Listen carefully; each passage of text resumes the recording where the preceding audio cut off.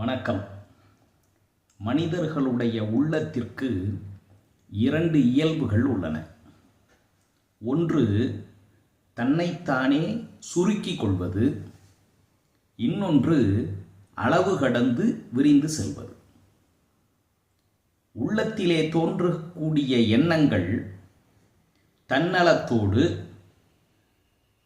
மிக சிறுமைத்தானதாக இருக்கக்கூடியது ஒரு வகை. உலகம் முழுக்க பரந்துபட்ட அளவில் பொதுநலம் பேணக்கூடிய உயர்ந்த சிந்தனைகளை கொண்டிருப்பது இன்னொரு வகை.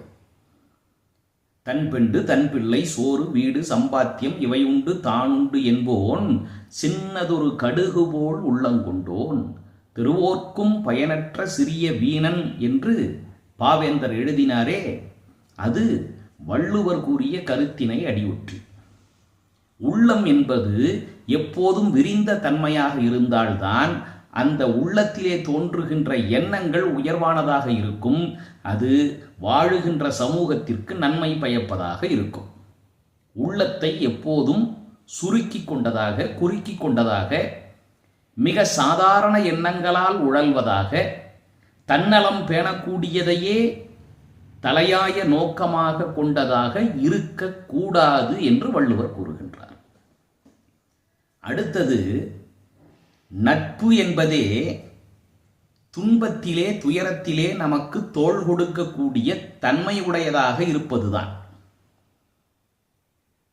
வளமாக வாழ்கின்ற பொழுது கூடவே பயணித்து நமக்கு ஏதேனும் ஒரு சிக்கல் துயரம் துன்பம் என்று வந்த பொழுது, நாம் அல்லல் பட்டு அழுது கொண்டிருக்கும் பொழுது, உதவி தேவைப்படுகின்ற அந்த சூழலில் நம்முடைய உறவை அறுத்து கொண்டு, நம்முடைய நட்பினை முறித்து கொண்டு ஓடக்கூடிய இயல்போடு இருப்பவர்களோடு ஒருபோதும் நட்பு வைத்து கொள்ளக்கூடாது என்கிறார் வள்ளுவர்.